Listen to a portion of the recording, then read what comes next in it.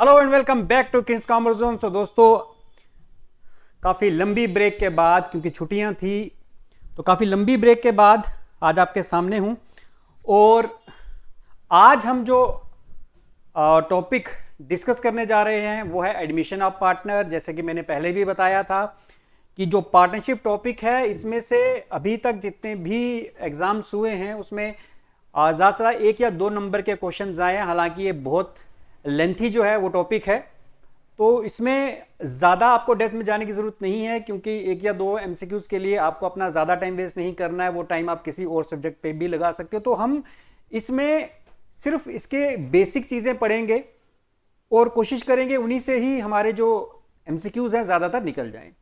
तो आज का topic admission of partner topic के साथ एंड में आपको मैं इसके कुछ एमसीक्यूज़ भी करवा दूंगा, और साथ ही साथ आपको बता दूं कि मॉक टेस्ट जो हैं वो हमारी ऐप यानी किंग्स कॉमर्स जोन पर अवेलेबल हैं। डिस्क्रिप्शन बॉक्स में लिंक मिल जाएगा, और 900 एमसीक्यूज़ की जो पीडीएफ है वो भी आपको वहीं पर मिलेगी। आप वो टेस्ट देकर अपनी जो प्रिपरेशन है उसका लेवल जज कर सकते हो। तो चलिए दोस्तों, शुरू करते हैं आज का session admission of partner. Admission of partner यानी एक नए पार्टनर का पार्टनरशिप फर्म को ज्वाइन करना। और याद रखो, बड़ा इंपॉर्टेंट चीज़ बता रहा हूँ कि सबसे पहले कि पार्टनर की ज़रूरत पड़ती क्यों है। जब पार्टनरशिप फर्म को कैपिटल चाहिए यानी एडिशनल फंड्स चाहिए, या फिर कोई ऐसा पर्सन चाहिए जो एफिशिएंटली बिजनेस की लुक आफ्टर करे, not as an employ but as an owner, तो हम एक नया पार्टनर लाते हैं। लेकिन इंपॉर्टेंट चीज़ ये है कि with the consent of all the old partners, जितने भी ओल्ड पार्टनर्स हैं उनकी मर्जी के साथ ही वो आ सकता है। फॉर एग्जाम्पल, अगर मैं बोलूँ कि एक पार्टनरशिप फर्म है, उसमें 10 पार्टनर हैं और 9 पार्टनर ये चाहते हैं कि एक नया पार्टनर आए और एक कहता है कि नहीं आना चाहिए, तो याद रखो क्योंकि सबकी कंसेंट जरूरी है तो एक नया पार्टनर नहीं आ सकता। तो एडमिशन जो है एक नए पार्टनर की तब होती है जब सारे पार्टनर्स इस पे एग्री करते हैं। तो सबसे पहली बात कि पार्टनर क्यों चाहिए, कैपिटल आपको चाहिए, एडिशनल फंड चाहिए और कोई एफिशिएंट पर्सन चाहिए बिजनेस की लुक आफ्टर के लिए, तब आपको पार्टनर चाहिए, और with the consent of all partner. तो चलिए अब बेसिक, इसके बाद और क्या क्या हम डिस्कस करेंगे, ज्यादा डेप्थ में नहीं जाएंगे। तो जब एक नया पार्टनर आता है तो सबसे पहले एक तो वो कैपिटल लाएगा, कुछ पैसा लगाएगा, और कुछ एक्स्ट्रा अमाउंट यानी गुडविल भी लाएगा। उसके बारे में बाद में डिस्कस करेंगे। तो सबसे पहले क्या होता है कि हम अपने जो एसेट्स और लाइबिलिटीज हैं उनको रिवैल्यूएट करते हैं। रिवैल्यूएट करते हैं मतलब ये कि उसकी दोबारा से वैल्यूएशन करते हैं, क्योंकि नया पार्टनर आया है तो नया पार्टनर पैसा लगाने से पहले ये देखेगा कि हमारे पास एसेट्स कितने के हैं और हमारे ऊपर कर्ज यानी लाइबिलिटीज कितने का है। कब का, जिस डेट को वो ज्वाइन कर रहा है उस डेट के एसेट्स और लाइबिलिटीज को देखेगा।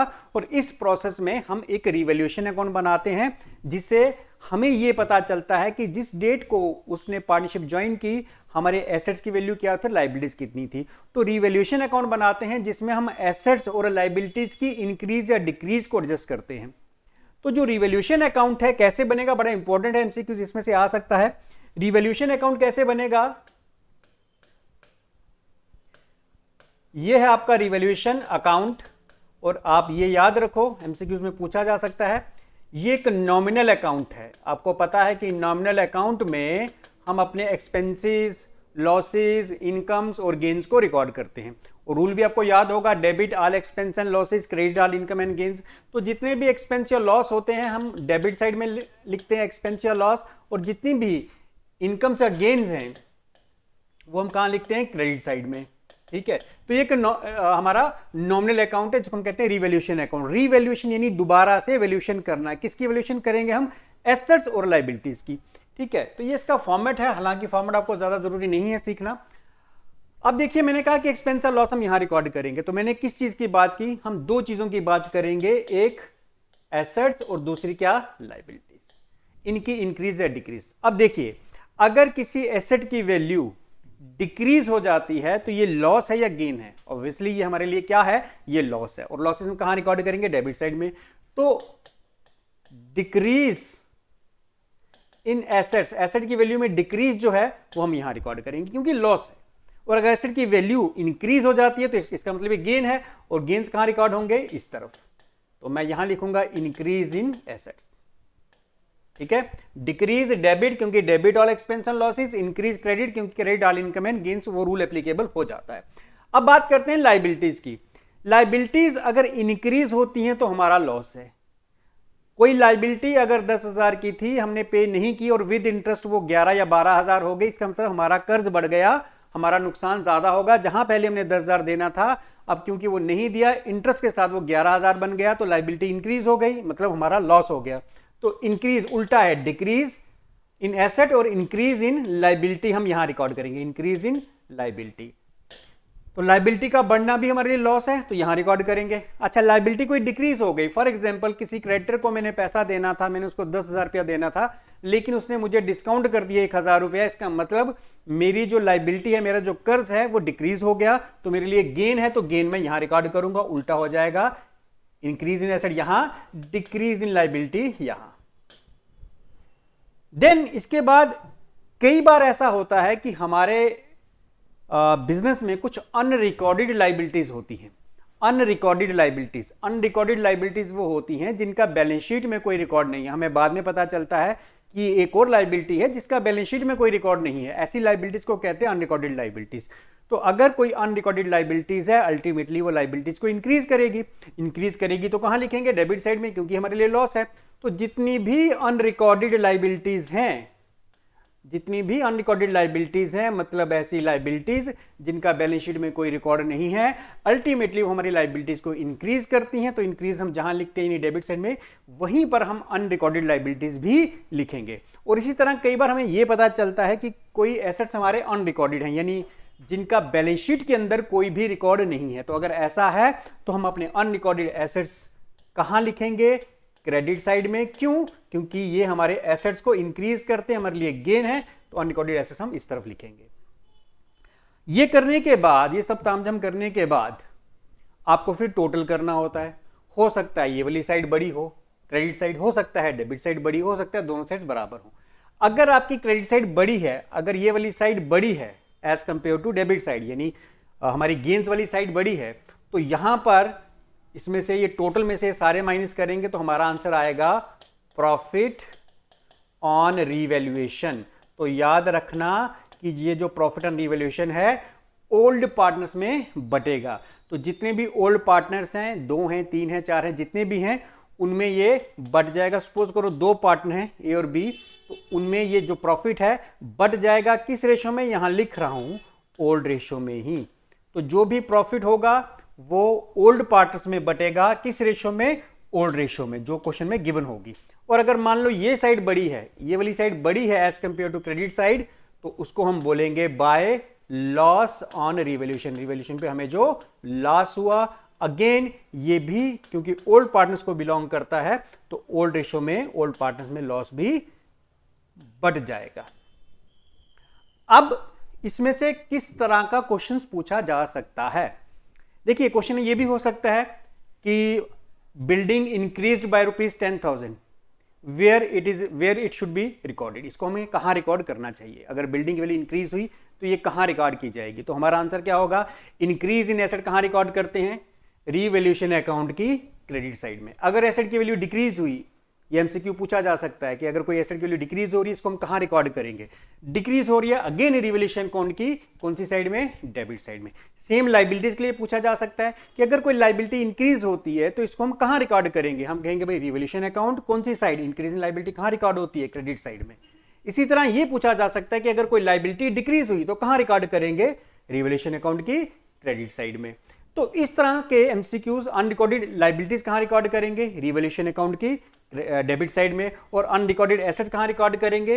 रिवैल्यूएशन अकाउंट की क्रेडिट साइड में। ये आपको क्वेश्चन पूछे जा सकते हैं। किसी एसेट का या किसी लाइबिलिटी का ये पूछा जा सकता है कि इसकी इंक्रीज या फिर डिक्रीज हम कहां रिकॉर्ड करेंगे? तो याद रखो, किसी एसेट की वैल्यू या किसी लाइबिलिटी की वैल्यू इंक्रीज हो या डिक्रीज, एक चीज कॉमन है कि वो रिवैल्यूएशन अकाउंट में आएगी। और डिपेंड करता है कि एसेट है या लाइबिलिटी।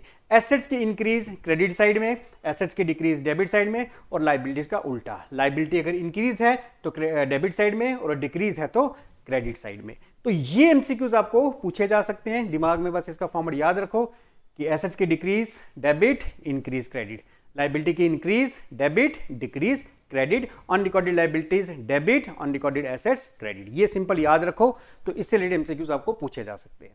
ठीक है। और जो भी प्रॉफिट या फिर लॉस आएगा, याद रखना ओल्ड पार्टनर्स में ओल्ड रेशो में ही बटेगा, जो रेशो क्वेश्चन में गिवन है। और नहीं गिवन है तो आप सबको पता है कि अगर रेशो ना गिवन हो तो इक्वल रेशो में ही डिस्ट्रीब्यूट किया जाता है। आई होप ये आपको क्लियर है। चलिए अब देखिए, जब नया पार्टनर आएगा, सपोज करो मैं कहता हूं सी है, तो सी जो नया पार्टनर है ये क्या पे करेगा, एक तो ये कैपिटल देगा और दूसरा ये कुछ गुडविल देगा, जिसको हम कहते हैं प्रीमियम फॉर गुडविल। एक नया पार्टनर आया तो नया पार्टनर क्या लेके आएगा, दो चीजें, एक तो कुछ कैपिटल यानी जो पैसा ए और बी ने लगाया है वैसे ही इसको भी लगाना है, और दूसरा क्या लेके आएगा, गुडविल एक्स्ट्रा अमाउंट। अब ये जो जितना पैसा ये लगाएगा ये डिपेंड किस पे करता है कि भाई कितना पैसा लेके आएगा, ये डिपेंड करेगा कि उसको कितना शेयर दिया जा रहा है। फॉर एग्जाम्पल जितना इसका ज्यादा शेयर होगा, मान लो इसका हाफ शेयर है तो इसको जो टोटल कैपिटल उसका आधा लाना पड़ेगा। इसका अगर 1/3 शेयर है तो टोटल जो इसकी कैपिटल उसका 1/3 लाना पड़ेगा। तो जो अमाउंट ऑफ कैपिटल डिसाइड किया जाता है ये इस चीज पे डिपेंड करता है कि नए पार्टनर को हम कितना शेयर दे रहे हैं। जितना ज्यादा शेयर देंगे उतनी ज्यादा उसको कैपिटल लानी पड़ेगी, जितना कम शेयर देंगे उतनी कम कैपिटल उसको लानी पड़ेगी। तो ये तो जो पैसा बाकी पार्टनर्स ने इन्वेस्ट किया था उसके लिए पैसा लेके आएगा, जिसको हम कहते हैं कैपिटल। और कुछ एक्स्ट्रा पैसा प्रीमियम फॉर गुडविल, ये कुछ एक्स्ट्रा पैसा हम कहते हैं भाई सी नया पार्टनर है, भाई ऐसा है जितना आपको शेयर दिया जा रहा है आपने 1 लाख रुपए कैपिटल देनी है। दूसरा कुछ एक्स्ट्रा पैसा, मान लो हम कहते हैं भाई 20,000 आपने एक्स्ट्रा अमाउंट देना है, जिसको हम क्या कहते हैं प्रीमियम फॉर गुडविल। अब ये प्रीमियम फॉर गुडविल क्यों दिया जा रहा है, सिंपल सा लॉजिक है। मान लो ए और बी ने बिजनेस शुरू किया और आपको पता है कि बिजनेस की धीरे धीरे धीरे धीरे ग्रोथ होती है, ऊपर की तरफ जाता है इसका बार। तो यहां पर बिजनेस शुरू किया था फर्स्ट ईयर, अब वो 10th ईयर में पहुंच गए, 10 साल हो गए उनको काम करते हुए।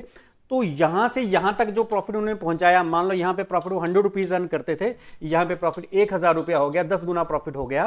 तो यहां तक जो उन्होंने प्रॉफिट यहां तक पहुंचाया और यहां पर आके मान लो एक नया पार्टनर आ रहा है सी इसको ज्वाइन कर रहा है, तो उसको जो सी है उसको एक बेनिफिट हो गया कि जो प्रॉफिट इनको 10 साल पहले 10 रुपए मिलता था अब 1000 रुपए हुआ 10 साल के बाद, सी को सीधा पहले साल में ही उस 1000 रुपए में से शेयर मिलेगा।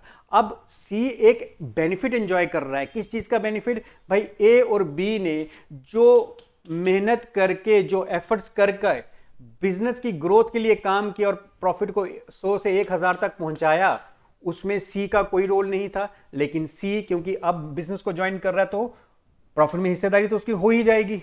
तो ये जो इन्होंने इतना एफर्ट किया यहां तक प्रॉफिट पहुंचाने के लिए, इसके बदले में सी को कहा जाता है कि आप कुछ एक्स्ट्रा अमाउंट पे करो, क्योंकि हमने बिजनेस के लिए एफर्ट्स किए हैं, हमने एफर्ट्स करके बिजनेस की ग्रोथ लाई और इस यहां तक प्रॉफिट को पहुंचाया है। तो इस प्रॉफिट के लिए, इस एक्स्ट्रा जो प्रॉफिट आप अर्न कर रहे हो जो कि हमें 10 साल के बाद मिला, आपको कुछ एक्स्ट्रा अमाउंट देना पड़ेगा, जिसको हम क्या कहते हैं गुडविल अमाउंट। ठीक है, जिसको हम कहते हैं प्रीमियम फॉर गुडविल अकाउंट। तो ये तो हो गया बेसिक कंसेप्ट। अब इसमें एमसीक्यूज क्या हो सकते हैं, चलिए जी इसको मिटाते हैं।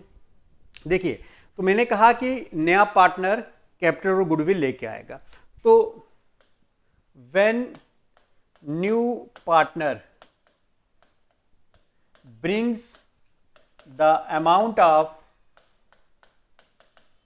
Capital and goodwill in cash, अगर नया पार्टनर कैपिटल और गुडविल कैश में लाता है तो हम क्या करेंगे। देखिए जर्नल एंट्रीज हैं, लेकिन जर्नल एंट्री से रिलेटेड ही एमसीक्यूज आपको पूछेंगे। आज जो इसके बाद मैं आपको एमसीक्यूज करवाऊंगा, आप देखोगे कि जो मैं आपको पढ़ा रहा हूं इसी से रिलेटेड एमसीक्यूज होंगे। तो आपको जर्नल एंट्रीज याद नहीं करनी, बस ये रखना है कि कौन सी चीज डेबिट कौन सी क्रेडिट होगी। पूरी जर्नल एंट्रीज आपको याद नहीं रखनी। सिंपल देखो, नया पार्टनर ने क्या लाया, कैपिटल और गुडविल लाई। तो नया पार्टनर जब कैपिटल गुडविल कैश में लाएगा तो हम क्या जर्नल एंट्री बनाएंगे, याद रखो क्योंकि बिजनेस में कैश आया, cash account debit to new partners capital account. अब न्यू पार्टनर की जगह आप उसका नाम लिख दोगे, फॉर एग्जांपल सी है उसका नाम, तो C capital account, D capital account, जो भी उसका नाम होगा वो लिखोगे, और साथ में क्या लिखोगे, प्रीमियम फॉर गुडविल। अगर मैं अभी जिसकी एग्जांपल दे रहा था कि सपोज करो इसने 1 लाख कैपिटल लानी थी, ये आपकी डेबिट क्रेडिट साइड आ गई, जस्ट ए सेकेंड, ये आपकी डेबिट क्रेडिट साइड आ गई कि 1 लाख इसने कैपिटल लानी थी, 20,000 इसने गुडविल लानी थी। इसका मतलब कुल 1,20,000 रुपया ये कैश लेके आया। अब क्योंकि कैश हमारा इंक्रीज हुआ तो इंक्रीज को हम एसेट्स की इंक्रीज को डेबिट करते हैं। कैपिटल हमारी इंक्रीज हुई, आपको रूल याद होगा मॉडर्न अमेरिकन अप्रोच का कि कैपिटल जब भी इंक्रीज होती है तो क्रेडिट होती है। देन प्रीमियम फॉर गुडविल, उसने जो प्रीमियम लाया, एक्स्ट्रा अमाउंट लाया, एक तरह से बिजनेस के लिए गेन है, तो इसलिए उसको भी हमने क्या कर दिया, क्रेडिट कर दिया। क्लियर हो गया। अब आपको एमसीक्यूज में क्वेश्चन क्या पूछेंगे, क्वेश्चन ये पूछा जा सकता है कि नया पार्टनर जो कैपिटल लेके आया, किस अकाउंट को हमें डेबिट करना है। If the new partner brings the amount of capital, which account is to be debited. Which account is to be debited मतलब cash account. Which account is to be credited मतलब new partners capital account. अगर goodwill लेके आया, which account is to be credited, premium for goodwill account. इस तरह के MCQs आपको पूछे जा सकते हैं। तो याद रखो, नया पार्टनर जब गुडविल और कैपिटल लेके आएगा, कैश अकाउंट को डेबिट करना है। ये दिमाग में रखो कि उस समय कैश अकाउंट को डेबिट किया जाता है और कैपिटल अकाउंट और प्रीमियम फॉर गुडविल अकाउंट को क्रेडिट किया जाता है। सेकेंड एंट्री इसमें होती है प्रीमियम के डिस्ट्रीब्यूशन की, कि जो प्रीमियम एक्स्ट्रा अमाउंट आया, ये वाला 20,000, ये ओल्ड पार्टनर्स आपस में डिस्ट्रीब्यूट कर लेते हैं। तो उसके लिए हम जो जनरल एंट्रीज बनाते हैं वो होती है प्रीमियम फॉर गुडविल अकाउंट। अब इसको क्यों डेबिट करना है, क्योंकि जब आया था तो हमने क्रेडिट कर दिया, अब ये पार्टनर्स में डिस्ट्रीब्यूट होगा। तो कैंसिलेशन की एंट्री होती है। मैंने आपको पहले भी बताया था कि अकाउंट्स में जब हम कैंसिलेशन की एंट्री करते हैं या माइनस की एंट्री करते हैं, कोई चीज माइनस करनी, तो रिवर्स एंट्री होती है। रिवर्स एंट्री का मतलब अगर पहले ये आपने क्रेडिट किया था तो अब इसको डेबिट करके कैंसिल कर सकते हो। तो premium for goodwill account to old partners capital account. Old partners capital account मतलब अगर दो हैं, to A's capital account to B's capital account. ठीक है, ऐसे लिख सकते हो, to A's capital to B's capital. ये मैं एग्जांपल के तौर पे कह रहा हूं कि अगर ए और बी पार्टनर है तो premium for goodwill account to A's capital to B's capital. Clear है। अब आपको याद रखना है एक चीज बड़ी इंपॉर्टेंट जो एमसीक्यू के लिए पूछी जा सकती है, ये जो 20,000 का प्रीमियम है, मैंने कहा ये ओल्ड पार्टनर्स में बटेगा। सपोज करो दो पार्टनर्स हैं ए और बी, दोनों में बटेगा, लेकिन किस रेशो में, ये हमेशा याद रखना, सैक्रिफाइसिंग रेशो में। नया पार्टनर जो गुडविल लेके आएगा वो ओल्ड पार्टनर्स में बटेगी कैसे, सैक्रिफाइसिंग रेशो में। क्या है सैक्रिफाइसिंग रेशो, देखिए एडमिशन के समय नया पार्टनर जब आएगा, सपोज करो ये दो पार्टनर हैं ए और बी, ठीक है, एक नया पार्टनर आया, ए और बी पहले प्रॉफिट को इक्वली डिस्ट्रीब्यूट करते थे। सपोज करो कि इनको 60 रुपए का प्रॉफिट था, 30 रुपए ये लेता था, 30 रुपए ये लेता था, बराबर के हिस्सेदार थे। मान लो अब तीन पार्टनर हो गए, ए बी और सी, और ये तीनों बराबर के हिस्सेदार हैं, लेकिन एक पार्टनर बढ़ गया। अब ये जो 60 रुपए है इसको कितना मिलेगा अगर इक्वली डिस्ट्रीब्यूट होगा, 20-20 रुपए।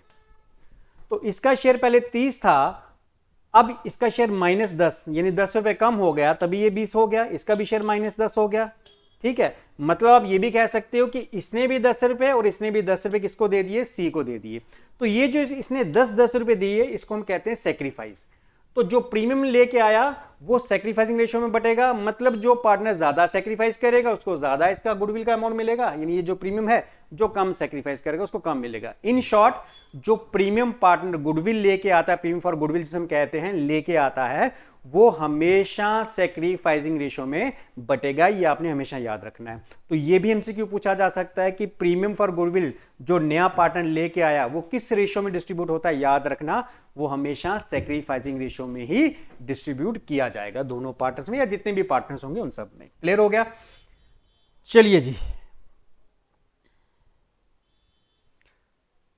अब इसके कुछ पहले मैं एमसीक्यूज करवाता हूं, फिर एक सेशन और करेंगे जिसमें हम कुछ प्रैक्टिकल पार्ट को डिस्कस करेंगे। थोड़ा सा प्रैक्टिकल पार्ट करेंगे कि कैलकुलेशन ऑफ न्यू रेशियो हम कैसे बनाते हैं, सैक्रिफाइसिंग रेशियो हम कैसे बनाते हैं, ये हम नेक्स्ट सेशन में करेंगे। आज हमने अभी तक जितना पढ़ा इससे रिलेटेड कुछ एमसीक्यूज हैं वो डिस्कस करेंगे, फिर नेक्स्ट सेशन में कुछ प्रैक्टिकल पार्ट पे बात करेंगे।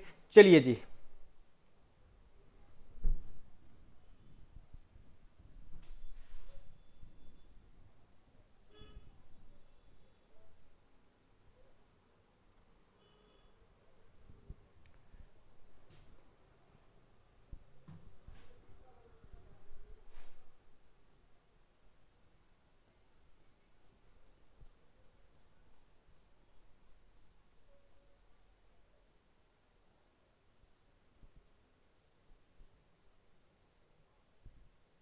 चलिए जी, तो ये रहा आपके सामने पहला MCQ.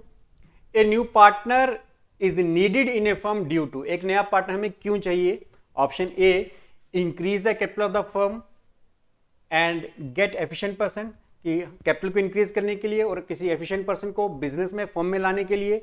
B increase the profit of the old partners का प्रॉफिट बढ़ाने के लिए, C increase the capital of old partners के कैपिटल बढ़ाने के लिए, या डिसोल्यूशन के लिए, यानी बिजनेस को बंद करने के लिए। तो एक नया पार्टनर, आज के सेशन में हमने सीखा कि एक नया पार्टनर हमें क्यों चाहिए होता है। बड़े सारे रीजन हो सकते हैं, लेकिन जो ज्यादा इंपॉर्टेंट रीजन है, एक तो हमें पैसा चाहिए और दूसरा कोई एफिशिएंट पर्सन चाहिए जो बिजनेस के लिए लुक आफ्टर करे, बिजनेस के लिए काम करे। सो इस केस में A is the right answer. Next MCQ is capital brought in by the new partner at the time of admission is credited. नया पार्टनर जो कैपिटल लेके आता है, न्यू पार्टनर जो कैपिटल लेके आता है eight the time of admission is credited, उसको हम कहां क्रेडिट करते हैं? Cash account, goodwill account, new partners capital account या ओल्ड पार्टनर्स कैपिटल अकाउंट। आज ही आपको मैंने करवाया, जो जनरलीज मैंने बनाई थी, मैंने कहा नया पार्टनर जो कैपिटल लेके आएगा उसमें कैश अकाउंट को हम करेंगे डेबिट और न्यू पार्टनर्स कैपिटल अकाउंट को हम करेंगे क्रेडिट। मैंने कहा था ऐसा ही क्वेश्चन आपको पूछने को मिल सकता है। तो नए पार्टनर का जो कैपिटल अकाउंट है हम उसको क्या करेंगे? क्रेडिट करेंगे। So C is the right answer. I hope ये क्लियर है। चलिए जी नेक्स्ट पे मूव करते हैं। Next is the amount of goodwill brought in by the new partner at the time of admission is debited to. नया partner जो goodwill लेके आया एडमिशन के समय, उसको हम कहां डेबिट करते हैं? तो अगेन फिर से आप जरा एंट्री याद करो, क्या थी? कैश अकाउंट टू, ये होता है न्यू पार्टनर्स कैपिटल अकाउंट, इसमें आ जाती है उसकी कैपिटल और साथ में premium for goodwill, premium for goodwill. ठीक है, तो क्वेश्चन क्या है? The amount of goodwill brought in by the new partner at the time of admission is debited. हम किसको डेबिट करेंगे? हमने किसको डेबिट किया हुआ है? आपको देखो यहां पर हमने किया कैश को debit, so in cash account. चलिए जी नेक्स्ट पे मूव करते हैं। The amount of goodwill brought in cash by the new partner is distributed among the old partners. जो नया पार्टनर गुडविल लेके आया उसको जो ओल्ड पार्टनर्स हैं किस रेशो में डिस्ट्रीब्यूट करते हैं? A in new ratio, B in sacrificing ratio, C in old ratio और D not in any ratio. तो नया पार्टनर जो गुडविल लेके आता है, मैंने आज ही बताया था, वो हमेशा ओल्ड पार्टनर सैक्रिफाइसिंग रेशो में आपस में डिस्ट्रीब्यूट करते हैं। So B is the right answer. चलिए जी नेक्स्ट पे, रिवैल्यूएशन अकाउंट इज, आज ही बताया मैंने कि रिवैल्यूएशन अकाउंट में हम एसेट्स और लायबिलिटीज की इंक्रीज या फिर डिक्रीज रिकॉर्ड करते हैं। तो इस तरह से ये एक नॉमिनल अकाउंट है। तो आंसर तो मैंने आपको शायद खैर बता ही दिया कि रिवैल्यूएशन अकाउंट एक नॉमिनल अकाउंट है, क्योंकि इसमें हम गेन्स या लॉसेस को हम जो है उनको लेते हैं एसेट्स और लायबिलिटीज के। चलिए जी next is after the admission of new partner the assets and liabilities in new balance sheet are recorded है। जब नया पार्टनर की एडमिशन होती है तो नए एसेट्स और लायबिलिटीज को न्यू बैलेंस शीट में हम किस वैल्यू पे रिकॉर्ड करते हैं? Realisable value, book value, current value या रीवैल्यूड फिगर। तो आज ही मैंने बताया कि हम कौन सा अकाउंट बनाते हैं? Revaluation account. इसका मतलब जो नई बैलेंस शीट बनती है उसमें एसेट्स और लायबिलिटीज को जो रीवैल्यूड फिगर होती हैं उस फिगर्स पे हम रिकॉर्ड करते हैं। चलिए जी नेक्स्ट पे मूव करेंगे। Next is if the new partner does not bring his share of goodwill in cash, goodwill account will be debited to. देखिए ये केस आज मैंने करवाया नहीं, लेकिन चलिए मैं अभी बता देता हूं कि अगर नया पार्टनर गुडविल लेके नहीं आता तो हम किसको डेबिट करेंगे? Current account of the new partner, goodwill account, cash account या premium account.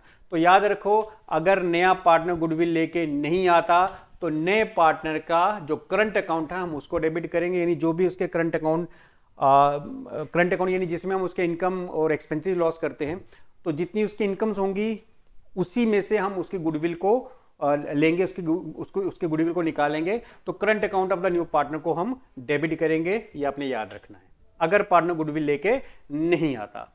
8 if the new partner bring his share of goodwill in cash it will be credited to old partners capital account in the.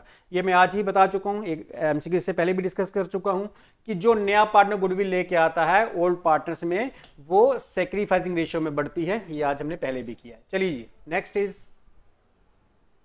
Eight the time of admission of new partner if there is unrecorded liability it will be. तो मैंने आपको पहले ही कहा था revaluation account आपको बनाने के लिए नहीं कहा जाएगा, कौन सी चीज कहां आएगी ये पूछा जाएगा। तो अगर कोई अनरिकॉर्डेड लाइबिलिटी थी उसको हम कहाँ रिकॉर्ड करते हैं? Option A, credit to old partners capital account. देखिए एसेट्स और लाइबिलिटीज को हम कहाँ रिकॉर्ड करते हैं? अनरिकॉर्डेड एसेट्स और लाइबिलिटीज, इतनी चीज तो क्लियर है रिवैल्यूएशन अकाउंट में, इसलिए ना तो ये पार्टनर्स कैपिटल अकाउंट आएगा। अब ये तो दो छोड़ दो, क्योंकि कैपिटल अकाउंट में तो उसको रिकॉर्ड नहीं करेंगे, रिकॉर्ड करेंगे कहां? रिवैल्यूएशन अकाउंट में। अब इसके दो आंसर बचे, एक है क्रेडिट टू रिवैल्यूएशन अकाउंट, एक है डेबिट टू रिवैल्यूएशन अकाउंट। अब अनरिकॉर्डेड लाइबिलिटी यानी ऐसे लाइबिलिटी जिसका बैलेंस शीट में कोई रिकॉर्ड नहीं था, ये हमारी लाइबिलिटीज को इंक्रीज करेंगी, और इंक्रीज इन लाइबिलिटी हमारे लिए लॉस है, और लॉसेज कहां रिकॉर्ड होते हैं? डेबिट साइड में, so debit to revaluation account. हाँ, अगर इसकी जगह अनरिकॉर्डेड एसेट होता तब हम लिखते हैं क्रेडिट टू रिवैल्यूएशन अकाउंट। चलिए जी next, if there is a balance of reserves appears in the books at the time of admission of new partner, it will be credited to। अगर कोई reserve का balance eight the time of admission यानी जब नया partner आया उस समय कोई रिजर्व हमारे पास पड़ा है, इसको हम कहाँ क्रेडिट करेंगे? रिवैल्यूएशन अकाउंट में तो एसेट्स और लायबिलिटीज लेते हैं, तो रिजर्व नहीं लेंगे। Old partners capital account, all partners capital account, या नन ऑफ द अबव। देखिए ये आप, मैं समझाता हूं, आप इसका खुद आंसर आपको पता चल जाएगा। देखिए सबसे पहले ये समझिए कि ये रिजर्व क्या है। रिजर्व्स होते क्या हैं? रिजर्व होता है पार्ट ऑफ प्रॉफिट, यानी प्रॉफिट का वो हिस्सा जो हम फ्यूचर के लिए बचा के रखते हैं कि चलो कहीं फ्यूचर में कभी ना कभी काम आएगा, तो it is a part of profit. अब एक नया पार्टनर आया, मान लो दो पुराने पार्टनर थे, ये हर साल अपने प्रॉफिट में से कुछ हिस्सा बचा के रखते थे, मतलब डिस्ट्रीब्यूट नहीं करते थे। मान के चलो कि 100 रुपया प्रॉफिट होता था, लेकिन ये 100 रुपए के प्रॉफिट में से 20 रुपए अलग रख देते थे कि ये भाई डिस्ट्रीब्यूट नहीं करेंगे हम, ये हम अलग रख देंगे, फ्यूचर में काम आएगा, ठीक है। बाकी 80 रुपीज वो आपस में डिस्ट्रीब्यूट कर लेते थे। तो ये जो 20 रुपए हैं ये रिजर्व है। अब एक नया पार्टनर आया, मुझे एक चीज बताओ कि जो नया पार्टनर आया क्या वो इस रिजर्व का हकदार है, इस प्रॉफिट का हकदार है? नहीं, क्योंकि ये ओल्ड पार्टनर्स ने ओल्ड प्रॉफिट में से मेंटेन किया, जिसका कि न्यू पार्टनर हकदार नहीं है। इसका मतलब ये रिजर्व किसको बिलोंग करता है?